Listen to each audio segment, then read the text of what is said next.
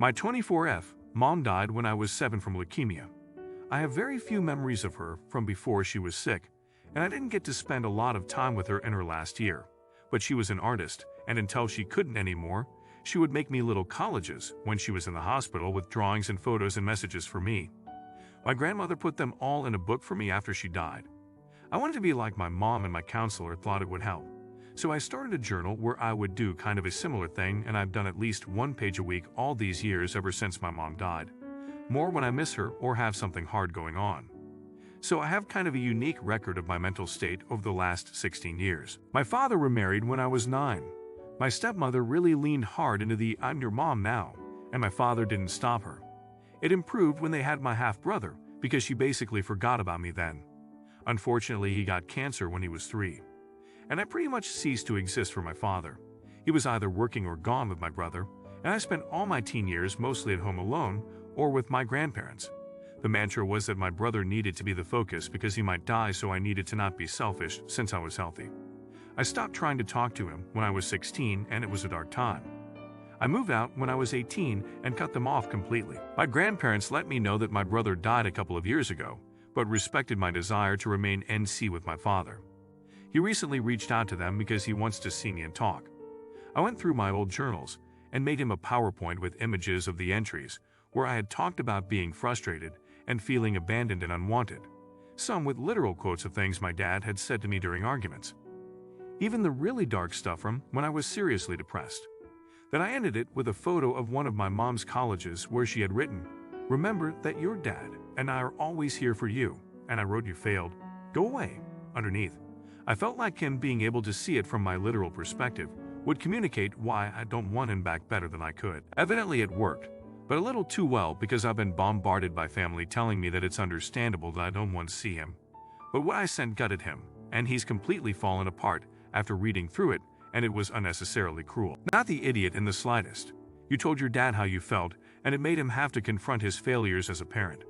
It is not your fault he neglected you. He is upset because he knows what you put in the PowerPoint is the reality of how he treated you when you were just a child. Now that the truth is out and you have reestablished no contact, I hope you are able to let go of some of the anger you have at him and know that you did nothing to cause how he treated you. I'm no contact with my dad and have been able to find a lot of peace in the life I have built without him. I hope for the same for you. Not the idiot at all. That was a reality check what he had done to you, and he didn't like it. And your enabling family neither. The presentation forced them to look in the mirror, and what they saw is ugly. I, 34F, have been married to my husband, 38M, for 10 years now, and we have a 9-year-old daughter. When COVID hit, I lost my job. Because I was used to being busy, I poured all my time and efforts into homemaking. My husband loved coming home to a clean house, a cooked dinner, and a wife that was not stressed. I used to work in retail, and as an introvert, it was hell. Keep in mind that I was still providing financially for my savings. Last year, I got back to work. Like I mentioned, I don't like having nothing to do, and with my daughter in school, I got bored with staying home. I was lucky to find a job that allowed me to be FH and have flexible hours. My husband, on the other hand, hated not having a housewife. After a lot of arguments, me staying with my parents for a couple of weeks, and in refusing couples counseling, I came up with an idea. I asked him what he liked about having a housewife. He mostly said what I mentioned above. So I told him that I will be taking charge of the home and child rearing. But in exchange, he has to take care of our expenses on his own, like a true breadwinner. He agreed.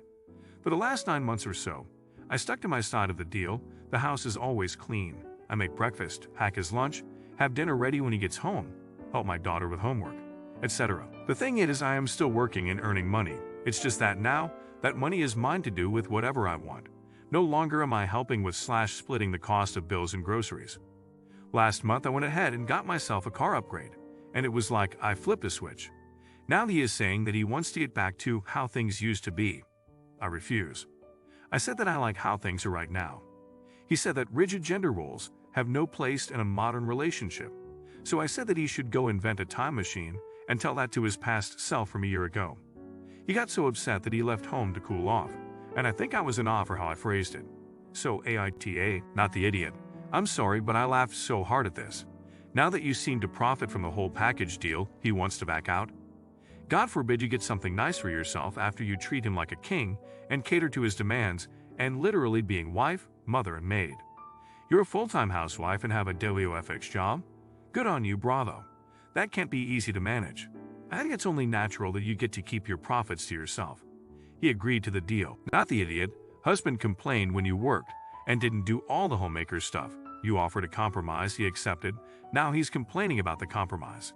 Sounds like what he really wants is to split expenses and for you to handle everything at home, which is unreasonable. I am 36. I've been with my girlfriend at 32 for 2 years. I have 2 boys, I'm 13 and a 9 from my previous relationship. Their mom is not in the picture. I work full-time and my girlfriend used to stay home and take care of everything else. I still help out here and there. Yet she would complain about the kids causing constant messes, not receiving proper discipline, accidents like breaking a vase, and the list goes on. She complained that she is more of a parent than I am, which is not true since I provide an income. Yet she decided she wanted to go back to work and started looking. She found a potential job and her interview was yesterday. I called her to remind her to pick the kids up from school since she's responsible for it, but she said she was about to start her interview and told me to go get them. I was stunned. I told her I couldn't because I was at work. She said I could take a break, but I refused because this would have affected my job. I asked if she'd take 10 minutes to quickly go pick them up, but she refused. We ended up getting into an argument and me telling her she should have figured something out beforehand. She blew up saying that I'm the parent and that she was tired of being at my beck and call all the time. The kids ended up being picked up by my friend 40 minutes later, which made them upset. At home, I got into a huge argument with my girlfriend, calling her selfish for doing this to the kids and ditching them like that. She said that she had an important interview and that I, as the parent, could have figured something out instead of expecting her to drop what she was doing and pick the kids up. She called me an asshole, then went to stay with her mom. YTA. Wow, she had a job interview. You already have a job, and they're your children. Of course, you should have taken a break from your job. Or you should have arranged something else.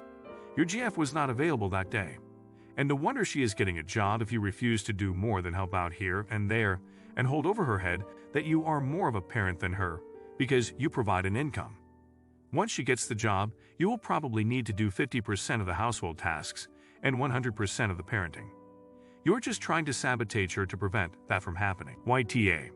She had something going on that was important for her and her future, and your children. She's right. She's more of a parent than you because providing an income isn't the same as actual parenting. You're basically letting her do a 24/7 job to avoid taking responsibility yourself.